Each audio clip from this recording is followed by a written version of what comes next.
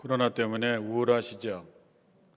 많이 사람들이 처져 있습니다. 이럴 때 박수 소리도 평소보다 두세 배 더 세게 치고 아멘 소리도 크게 하고 파송의 다짐도 좀 씩씩하게 하고 그렇게 해서 이 코로나를 이겨내셨으면 좋겠습니다. 앞으로 2년 동안 수고할 새 여선교회 총회장님 임원들인데 여러분 다시 한번 박수 한번 해보세요.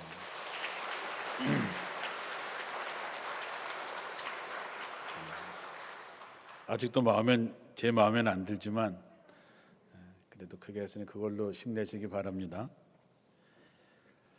오늘 예배드리는 우리는 신앙생활을 수십 년 동안 한 분들이 대부분들입니다. 이제는 본문을 읽기만 해도 오늘은 어떤 설교를 하겠구나 이런 감이 오지요. 그렇죠. 그런데 그런 생각들이 말씀 듣는 것을 방해하게 됩니다.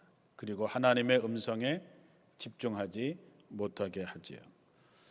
소가 되새김질하는 것처럼 말씀을 끊임없이 되새김질하는 것처럼 여러분들이 그 말씀을 또 먹고 또 씹어 먹고 해서 그 말씀이 여러분의 삶에 녹아 들어가서 하나님의 말씀이 여러분의 삶에 정말 피가 되고 살이 되어서 여러분의 삶이 말씀의 삶이 되기를 주님의 이름으로 축원합니다. 오늘은 코로나로 어려웠지만 어찌되었든 한 해를 무사히 보냈습니다. 그리고 이제 마지막 촛불 내가가 커지면서 이제 이번 주에 성탄절을 맞이하게 됩니다. 오늘은 제가 여러분과 제 자신에게 세 가지 질문을 시작하면서 말씀을 시작하려고 합니다. 첫째는 내가 정말 예수님을 사랑하고 있는가 하는 것입니다. 두 번째는 내가 정말로 예수님을 사랑한다면 나는 올 한 해 동안 그 사랑을 어떻게 표현하면서 살았는가. 세 번째는 내가 하는 이 사랑의 표현, 이 사랑의 헌신을 하나님께서 과연 기뻐하실까 하는 것입니다. 여러분은 이 세 가지 질문을 마음에 두고 또 반복해서 묻고 답을 하면서 오늘 말씀을 들으면서 성령께서 하나님의 음성을 여러분에게 들려줄 거라고 저는 믿습니다. 오늘 본문의 말씀에는 세 사람이 등장하는데 그 유명한 나사로와 마르다와 마리아입니다. 이제 예수님께서 십자가 지시기 위해서 예루살렘으로 가는 마지막 자리일 정도로 이제 베다니에 오셔서 그곳에서 잔치가 벌어집니다. 예수님이 오셨으니까 이 죽었다 살아난 나사로나 이런 가정이 잔치를 베풀게 된 것이지요. 이거를 쉽게 생각하면 그럴 수 있지라고 생각할 수 있을지 모르겠지만 당시 상황으로 봐서는 참 용기 있는 행동이었음을 보게 됩니다. 왜냐하면 그 앞에 있는 요한복음 9장에 보면 날 때부터 소경이었던 사람을 예수님께서 진흙을 개어서 눈에 바르고 실로암 운물가에서 눈을 씻었을 때에 낫는 기적을 경험하게 됐지요. 사람들이 눈뜬 사람에게 이렇게 얘기합니다. 누가 그것을 했느냐 그랬을 때에 이 눈뜬 사람은 그렇게 얘기하지요. 선지자입니다. 예수님을 선지자로 하나님이 보낸 사람으로 얘기합니다. 많은 사람들이 관심을 갖고 예수님께서 하신 기적에 대해서 관심을 갖기 시작했을 때에 이 유대인들이 이렇게 가면 안 되겠다 싶어서 저들의 부모를 불러서 네 아들이 눈먼 소경인 게 맞냐? 맞습니다. 누가 고쳤느냐? 라고 얘기를 하니까 예수 그리스도라고 얘기를 하면 당시에 예수를 그리스도라고 예수를 하나님의 아들이라고 시인하는 사람은 출교를 당하는 그런 위기에 있었기 때문에 주 부모는 자기 자식의 눈을 뜨게 해준 분임에도 불구하고 우린 잘 모르니 우리 아들에게 물어보십시오 라고 핑계대는 것을 보게 됩니다. 그래서 요한복음 9장 22절에 보면 그 부모가 이렇게 말한 것은 이미 유대인들이 누구든지 예수를 그리스도로 시인하는 자는 출교하기로 결의하였으므로 그들을 무서워함이로라 그랬습니다. 알 수 있는 것처럼 당시에 누구든지 예수님의 편에 서서 예수님을 하나님의 아들, 하나님의 선지자라고 말했다가는 자기가 있는 사회에서 완전히 매장될 수도 있는 아주 살벌한 분위기였습니다. 여러분, 사회에서 매장된다고 하는 것, 외톨이가 된다라는 것만큼 끔찍한 것이 어디 있겠습니까? 이와 같은 상황을 고려한다면 예수님께서 베다니에 와 계시는 기간에 예수님의 편에 선다고 하는 자체도 쉽지 않을 뿐만 아니라 더군다나 잔치를 베푼다고 하는 것은 웬만한 용기가 아니고서는 못할 일입니다. 그러나 나사로, 마르다, 마리아는 그런 상황에도 불구하고 예수님을 위해서 잔치를 베풀었습니다. 주님께로부터 받은 은혜가 너무 커서 세상에 뭐라고 하든지 자신들이 세상으로부터 따돌림을 받든지 욕을 먹든지 상관하지 않고 주님께 감사의 표현을 하고 있는 것이지요. 우리가 오늘 10절에 보면 유대인들이 가만히 있지 않습니다.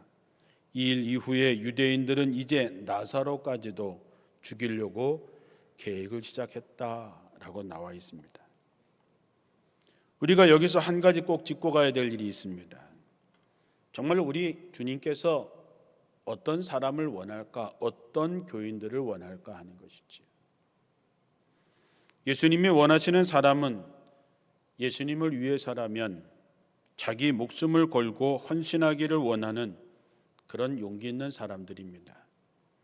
그런 사람들을 가리켜서 제자라고 얘기하지요. 제자는 누구냐? 예수님께서 말씀하셨습니다. 누구든지 나를 따라오려거든 자기를 부인하고 자기를 포기하고 자기에게 주어진 자기 십자가를 지고 나를 따를 것이다. 누구든지 자기 목숨을 살리고자 하면 죽을 것이고 주님과 복음을 위해서 자기 목숨을 버리는 사람은 살게 될 것이다. 사람이 만일 온 천하를 얻고도 자기 목숨을 잃으면 무엇이 유익하겠는가 말씀하십니다. 왜 주님께서 이런 사람을 원할까요? 여러분, 세상을 변화시키고 세상을 구원하기 위해서는 다른 길이 없다는 것을 주님이 잘 아십니다. 세상을 변화시키고 세상을 구원하는 것은 어떤 방법에 있는 것이 아니라 결국 사람에게 달려있고 예수님은 그래서 제자 같은 사람을 원하시는 것이지요.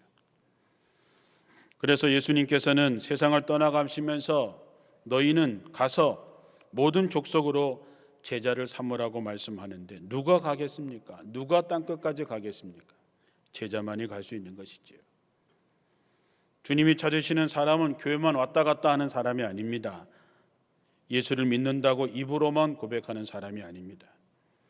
세상으로부터 완전히 버림을 당할지언정 용기 있게 예수만 따라가고 예수를 위해서 헌신하겠다고 하는 제자를 주님께서 찾으시는 것이죠. 오늘은 특별히 등장인물 세 사람 중에서 마리아에게 초점을 맞춰서 말씀을 보려고 합니다. 잔치가 한참 벌어지고 있을 때 마리아가 아주 매우 값진 순나드 향후 한 근을 가져다가 예수님의 발 앞에 붓고 자기 머리털로 그 발을 닦았다. 온 집안에 향유 냄새가 가득했다 그랬습니다. 다른 성경에 보면 향유 옥합을 깨뜨려서 그거로 예수님의 머리와 발에 부었다라고도 나옵니다. 마리아가 자기가 정말로 애지중지하던 정말 자기가 목숨같이 지켰던 그 향유를 가지고 나와서 예수님의 발에 부었던 이 사건을 우리는 어떻게 봐야 될까? 마리아의 헌신은 특별히 우리의 관심을 끌게 되는 것은 이 마리아의 헌신에 대해서 예수님께서 내리신 평가 때문입니다. 마리아가 예수님의 발에 향유를 부었을 때에 가룟 유다와 제자들이 화를 냈다 그랬습니다. 분노했다 그랬습니다. 왜냐하면 예수님의 머리와 발에 부었던 그 향유의 값을 생각하면 그것을 낭비라고 생각했기 때문입니다. 유다가 말했습니다. 저거를 300데나리온에 시장에 내다 팔았더라면, 그것을 가지고 가난한 사람에게 주었었더라면 좋았을 텐데 라고 화를 냈지요. 그런데 예수님께서 그들의 마음을 아시고 너희가 어찌하여 이 여자를 괴롭게 하느냐? 그가 내게 좋은 일을 하였느니라. 이 여자가 내 몸에 이 향유를 부은 것은 내 장례를 위해서 그렇게 한 것이다. 내가 진실로 너에게 이르노니 온 천하에 어디서든지 이 복음이 전파되는 곳에서는 이 여자가 행한 일도 말해서 그를 기억하게 하여라. 이렇게 말합니다. 예수님은 그녀의 헌신을 매우 기뻐하셨습니다. 매우 흡족하게 생각했습니다. 그리고 더 나아가서 예수님은 그녀의 행동은 자신이 곧 죽을 죽음을 위해서, 장례를 위해서 준비한 것이라고 말씀하십니다. 예수님의 십자가의 죽음을 위해서 마리아가 향유를 자기 발에 부었다라고 하는 것, 여기에 가장 큰 의미가 있는 것입니다. 정작 예수님의 제자들은 이제 며칠 안이 있어서 예수님께서 예루살렘에서 십자가에 달려 죽는 것에 대해서 그렇게 말씀을 여러 번 했지만 그 죽음의 의미를 그들은 모릅니다. 예수님께서 지금 몸은 잔치 자리에 있지만 그 마음이 얼마나 힘든지, 그 고통이 얼마나 괴로운지 예수님을 알아주는 사람이 한 사람도 없었습니다. 그러나 주님은 마리아가 자신의 고난에 동참하고자 하는 심정을 가지고 있다는 것을 알게 되십니다. 당시 예수님이 며칠 후에 져야 될 십자가를 기다리면서 예수님의 마음이 얼마나 힘들었을까? 여러분도 병원에 갔더니 암입니다. 이제 한 달 정도 남았습니다 했을 때 그 한 달이라는 시간이 여러분의 마음에 어떻게 다가올까 한번 상상해 보십시오. 요한복음 12장 27절에 보면 예수님께서 이렇게 기도하십니다. 지금 내 마음이 너무 괴로우니 무슨 말을 해야 할까? 아버지, 이 시간을 벗어나게 해주십시오 라고 말할까? 아니다. 나는 바로 이 일 때문에 이때에 왔다라고 고백합니다. 이 예수님의 고민과 갈등을 그대로 읽어볼 수 있는 구절이지요. 마리아는 그런 예수님의 마음을 알고 있었던 것이지요. 그래서 몸은 잔치의 자리에 와 있지만 마음이 굉장히 고통스러워하시는 주님께 조금이라도 위로가 되고 조금이라도 그 마음을 함께하고 싶어서 그 귀한 향유를 드릴 수 있었던 것입니다.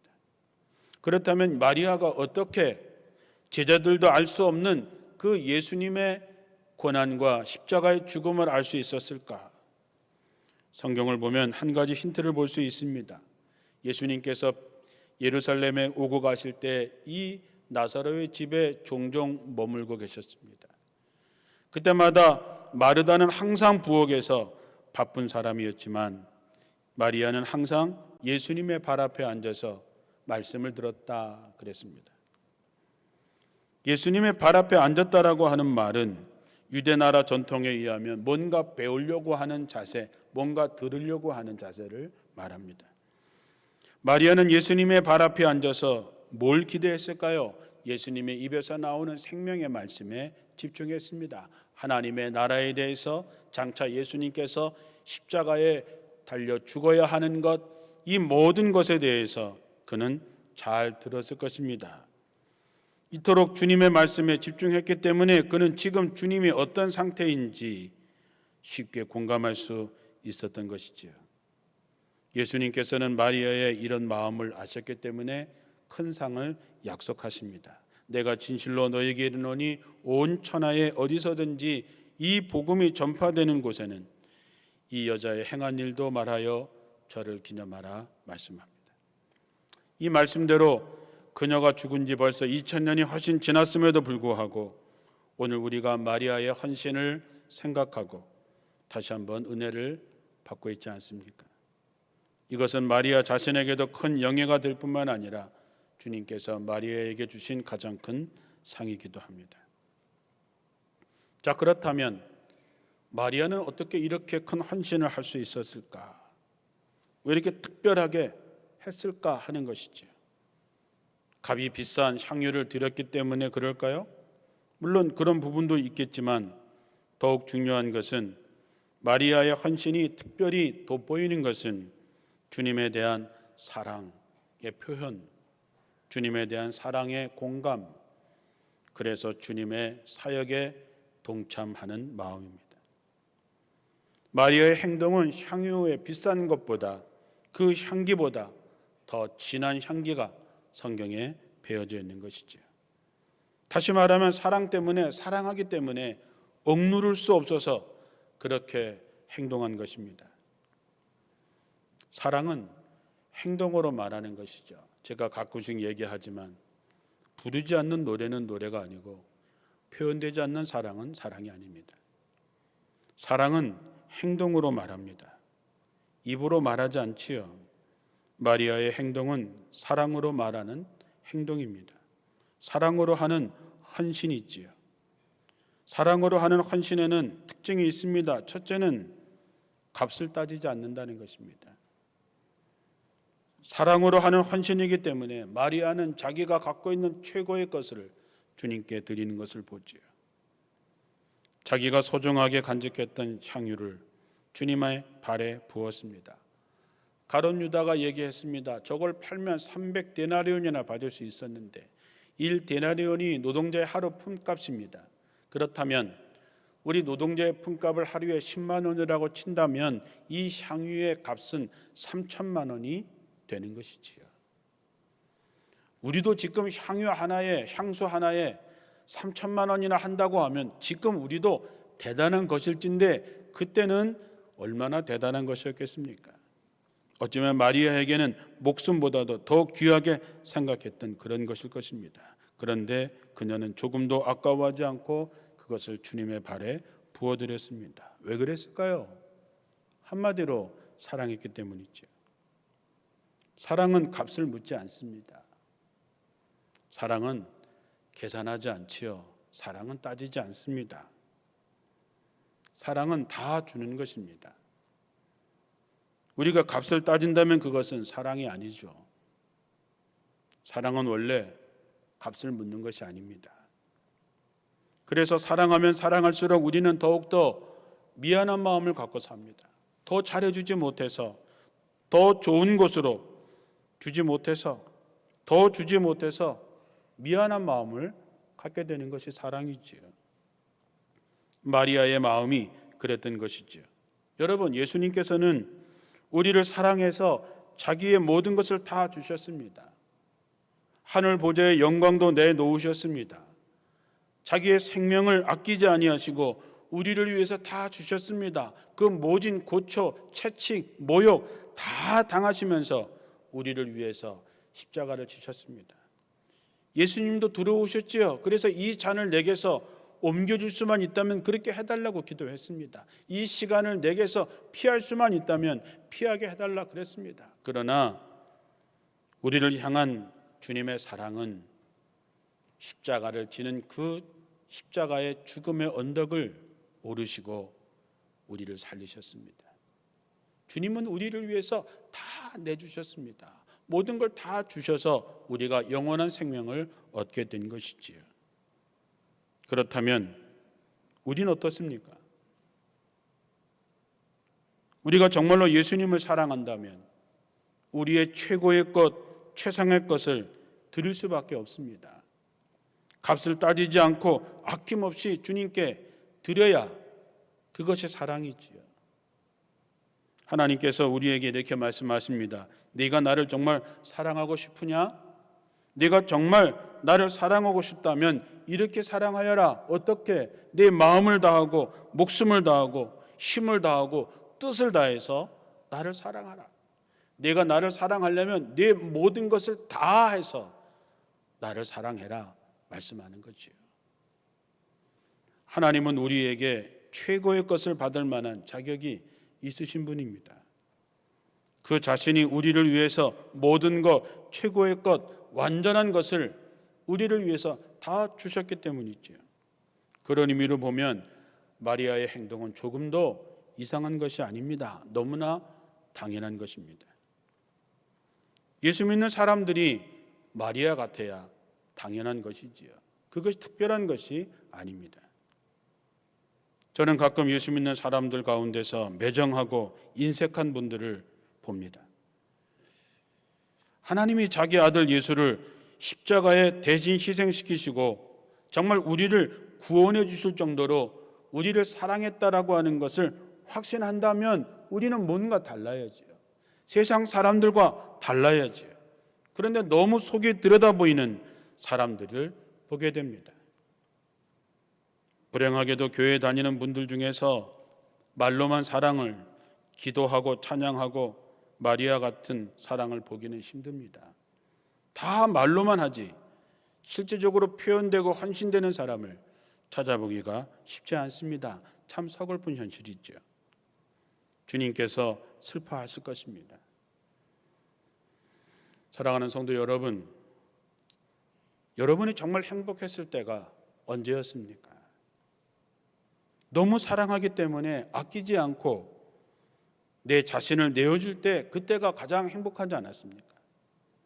그것이 자녀를 위한 것이든 남편을 위한 것이든 아내를 위한 것이든 예수님을 위한 것이든 간에 여러분들의 마음속에서 정말 사랑이 정말 끌어올라서 도저히 내가 움켜쥐고 있기가 힘든 그때가 여러분에게 가장 행복한 시간이 아니었냐 하는 것이지요. 언제가 가장 불행한지 아십니까? 움켜쥐고 내놓지 않으려고 벌벌 떨 때 인간이 가장 불행해지는 것입니다. 저는 교회 안에도 두 부류의 사람이 있지요. 행복하게 신앙생활하는 사람이 있고 불행하게 신앙생활하는 사람이 있습니다. 행복하게 신앙생활하는 사람은 날마다 예수님의 사랑에 감격하면서 살아가는 사람입니다. 나 같은 것을 위해서 나 같은 것을 살리려고 주님이 십자가에 지시다니, 자기 생명을 다 바쳐서 나를 위해서 죽으시다니, 그 사랑이 여러분들의 마음에 물밀듯 밀려 들어올 때에 우리는 주체할 수 없는 것이지요. 성탄을 맞이하면서도 나 같은 것을 위해서, 나를 살리기 위해서 예수님이 오신다는 그 성탄절을 맞이하는 그 마음에 끌어오르는 그 사랑, 그게 진짜 예수 믿는 사람들이죠. 그래서 그는 어떻게 삽니까?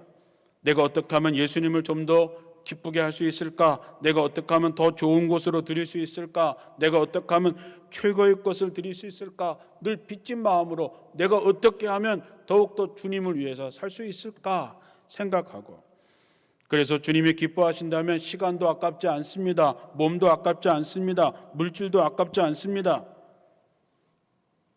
주님이 기뻐할 수 있다면 나는 모든 걸 할 수 있어 라고 얘기하고 생각하는 그 사람의 얼굴 표정이 어떻겠습니까? 행복한 얼굴을 하고 살아가겠지요. 그러나 교회 안에 똑같은 신앙생활 하면서 어둡게 사는 사람도 있습니다. 그들을 가만히 보면 공통점이 있죠. 내놓지 않습니다. 말로는 찬양하고 말로는 기도하고 말로는 사랑한다고 하지만 그들의 마음은 너무 인색하지요. 너무 계산적입니다. 그러니 그가 세상적으로는 뭘 갖고 있든지 상관없이 그의 마음은 늘 불행한 것이지요. 그들에게 신앙생활하는 게 얼마나 부담스럽겠습니까? 사랑하는 성도 여러분, 여러분은 어디에 속해 계십니까? 바라기는 여러분이 마리아처럼 마음에 주체할 수 없는 그 사랑이 복받쳐서, 은혜가 복받쳐서, 감사가 복받쳐서 하나님을 위해서라면 내 가장 아끼는 것까지도 아낌없이 드릴 수 있는 마리아와 같은 성도들이 되시기를 주님의 이름으로 축원합니다. 또 하나는, 마리아는 지금 예수님의 죽음을 염두에 두고 있었다고 하는 것이지요. 사랑이 뭡니까? 함께하는 것입니다. 사랑이 뭡니까? 알아주는 것이지요. 지금 죽음의 십자가를 앞에 두고 있는 그 예수님의 그 죽음에 마리아는 동참하고 있는 것입니다. 그래서 예수님께서 지금 이 여자가 한 행위는 나의 장례를 예비하기 위해서다 라고 말씀하신 거지요. 마리아는 예수님이 어떻게 될 거라고 하는 것을 잘 알고 있었습니다. 그래서 예수님의 고난과 죽음에 조금이나마 동참하고 싶어 했습니다. 어쩌면 예수님께서 이제 자기 집에 더 이상 오지 못하신다고 하는 것을 알았을 것입니다. 그래서 자기의 최고의 것을 드렸던 것이지요. 예수님께서 겟세마네 동산에서 너무 힘들고 괴로워 죽게 되었을 때에 가장 사랑하는 세 제자를 불러서 데리고 가서 자기와 함께 깨어서 기도해 달라고 부탁합니다. 예수님께서 자기를 위해서 기도해 달라고 하는 처음의 부탁이었습니다. 그런데 어떻게 됐습니까? 그들은 모두 다 잠들었습니다. 깨워서 또 부탁하고 갔다 오면 또 잠들었습니다. 깨워서 부탁하고 갔다 오면 또 잠들었습니다. 어떻게 생각하면 정말 눈만 뜨고 앉아 있기만 해도 예수님에게 힘이 됐을 텐데 예수님의 가장 사랑하는 제자라고 하는 그들은 잠들어 버렸습니다. 가장 고독한 순간에 예수님과 함께 하지 않았던 것이지요. 마리아는 달랐습니다. 마리아는 예수님의 그런 마음을 알고 예수님의 죽음에 동참했던 것이지요. 이게 마지막 기회야 내 마음을 표현하고 주님의 고난에 내가 마음을 쓰고 있다는 것을 알게 하고 싶었던 것이지요. 그것이 예수님의 마음을 위로해 주셨던 것이지요. 오늘 우리가 마리아의 사랑의 헌신에 대해서, 사랑의 표현에 대해서 말씀을 보았습니다. 그는 최고의 것을 드렸습니다. 남이 뭐라고 하든 개의치 않고 주님을 위해서라면 자신의 것을 드렸습니다. 무엇보다도 주님의 마음을 알고 주님의 사역에 동참했습니다. 우리 모두가 다 이와 같이 아름다운 헌신이 우리에게 회복되어야 될 것입니다. 그래야 아기 예수님으로 오시는 주님이 여러분들의 마음속에 따뜻함 속에 탄생하실 것입니다. 과연 우리가 주님을 사랑하고 있는지, 그 사랑을 어떻게 표현하고 있는지, 그리고 내 사랑의 표현이 정말로 주님께서 기뻐하실지. 해링턴이라고 하는 분이 이런 말을 합니다. 마귀가 가장 요긴하게 사용하는 사람은 활동적인 죄인이 아니라 비활동적인, 다시 말해서 헌신하지 않는 그리스도인들이다 라고 얘기합니다. 요즘 코로나 때문에 나라가 참 힘들 때입니다. 누가 위험합니까? 유증상자가 위험합니까? 위험하지요. 그러나 증세가 나타난 사람은 격리해서 병원에 입원하지만 증세가 나타나지 않는 사람이 훨씬 더 위험한 거지요. 교회도 마찬가지입니다. 오늘날 사탄은 제 세상을 만난 것처럼 날뛰고 있습니다. 왜냐하면 이제는 모든 교회 안에 헌신 기피증이 코로나처럼 퍼져가고 있기 때문이죠. 이제 우리는 살만한 세상이 되었습니다. 그러다 보니까 헌신하기를 기피하지요. 쉽게 예수 믿고 편하게 신앙생활 하고 싶어 합니다. 자기를 부인하고 자기 십자가를 지고 이제 주님을 따를 자 점점 적어지고 있습니다. 오늘날 교회들이 왜 이렇게 힘을 잃어갈까? 이 나라의 교회가 몇만 개가 되는데도 불구하고 세상에 왜 자꾸 이런 꼴로 변해갈까? 마리아와 같이 헌신하기를 원하는 주님의 제자들이 계속해서 줄어가고 있기 때문입니다. 자기 득실을 계산하고 철저히 자기 본의로만 신앙생활하는 사람이 수천 명, 수만 명 있다 한들 그것이 무슨 힘이 되겠는가 하는 것이지요. 오늘 제가 여러분에게 드린 세 가지 질문을 마음속에 다시 한번 되뇌어 보시기 바랍니다. 나는 정말 예수님을 사랑하고 있는가? 내가 그 사랑을 내가 잘 표현하고 있는가? 헌신하고 있는가? 그리고 내가 하는 이 사랑의 표현, 사랑의 헌신을 하나님께서 과연 기뻐하실까? 단 한 번뿐인 인생을 살아가면서 우리도 주님을 위해서 옥합을 깨뜨려야 될 때가 되지 않았나 하는 것이죠. 주님을 진정으로 사랑하고 그 사랑을 표현하기를 원한다면 여러분이 가지고 있는 모든 것을 주님께 헌신할 수 있는 그런 마음을 가지시기를 바랍니다. 주님은 우리에게 모든 것을 요구하실 자격이 있습니다. 왜냐하면 주님이 우리 자신을 위해서 자신의 모든 것을 주셨기 때문이죠. 이제 우리를 위해 이 땅에 오시는 성탄을 맞이하는 2주간 성령께서 그 예수님의 사랑을 여러분들의 마음속에 풍성히 부어주셔서 사랑에 풍성하게 젖어가는 여러분 되시기를 축원합니다. 기도하겠습니다.